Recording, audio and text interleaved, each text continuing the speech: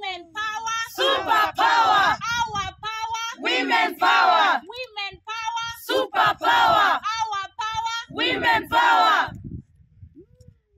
Today we are here as women from different diversities, and we have a statement on the rise of femicide in Kenya and the global south.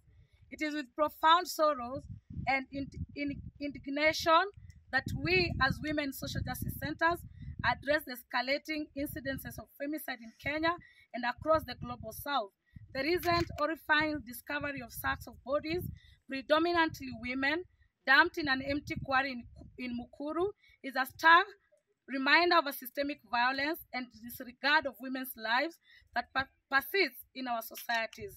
In the 21st century, it is utterly unacceptable that we continue to witness such atrocities. This surge in femicide is not an isolated phenomenon, but a symptom of the broader structural injustices fueled by neoliberal power dynamics. These dynamics prioritize profit over people, leading to the marginalization and alienation of ordinary citizens, especially indigenous communities, from their land, culture, and identity. When these communities resist, they face brutal repression and violence, often culminating in death. We call on the state to cease its passive stance and take immediate, divisive action to protect its citizens, particularly women, who bear the brunt of this violence.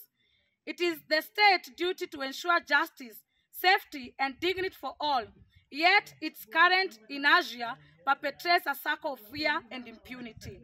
As we express our solidarity with all oppressed women around the world, we join the campaigns led by indigenous women assemblies from East Africa and the EZ Women Movement TAJê against femicide and self-defense.